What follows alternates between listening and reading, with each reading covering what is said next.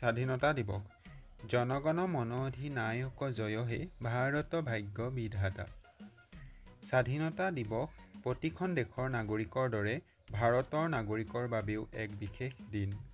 প্ৰতি বছৰৰ 15 আগষ্ট তাৰিখে ভাৰতবৰ্ষত স্বাধীনতা দিৱস উদযাপন কৰা হয়।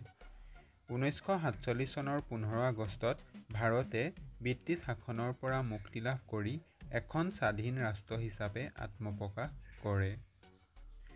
স্বাধীনতা লাভৰ বাবে ভাৰতীয়সকলে অশেষ সংগ্ৰাম কৰিছিল।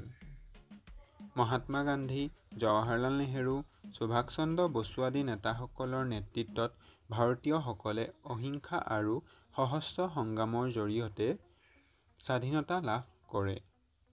এই দিনটোৱে ভাৰতৰ ইতিহাসত এক নতুন অধ্যায়ৰ আৰম্ভণি কৰে।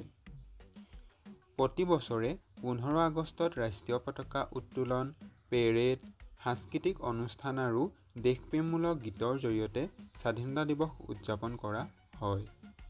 দিল্লীৰ লালকিল্লাত প্ৰধানমন্ত্ৰীয়ে ৰাষ্ট্ৰীয় পতাকা উত্তোলন কৰি দেশবাসীক সম্বোধন কৰে আৰু স্বাধীনতা সংগ্ৰামৰ শ্বহীদসকলক শ্ৰদ্ধাঞ্জলি জনায়। এই দিনটোত বিদ্যালয় আৰু বিভিন্ন সংস্থাত বিভিন্ন অনুষ্ঠান আয়োজন কৰা হয়। শিক্ষাৰ্থীসকলে স্বাধীনতা সংগ্ৰাম আৰু দেশপ্ৰেমৰ ওপৰত নাট্য, গীত, কবিতা আৰু বক্তৃতা প্ৰতিযোগিতাত অংশগ্ৰহণ কৰে। স্বাধীনতা দিৱস উদযাপন আমাৰ জাতীয় একতাৰ প্ৰতীক। এই দিনটোত আমি আমাৰ স্বাধীনতা সংগ্ৰামৰ বীৰসকলক সুঁৱৰি তেওঁলোকৰ ত্যাগৰ প্ৰতি শ্ৰদ্ধা জ্ঞাপন কৰোঁ। এই দিনটোত আমি আমাৰ দেশৰ উন্নতি আৰু সমৃদ্ধিৰ বাবে নতুন সংকল্প গ্ৰহণ কৰোঁ। স্বাধীনতা দিৱস উদযাপন আমাৰ জাতীয় চেতনাৰ প্ৰতীক।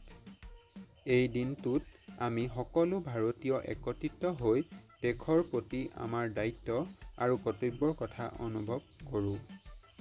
স্বাধীনতা দিৱস কেৱল আনন্দৰ দিনেই নহয়, ই আমাৰ বাবে এক দায়িত্বৰো স্মাৰক। স্বাধীনতা দিৱস আমাৰ বাবে গৌৰৱ আৰু আত্মমৰ্যাদাৰ প্ৰতীক। ই আমাৰ সকলোৰে বাবে এক নতুন আশাৰ ৰেঙনি। এই দিনটোত আমি ৰাষ্ট্ৰীয় সংগীত গাই জাতীয় পতাকা উত্তোলন কৰোঁ।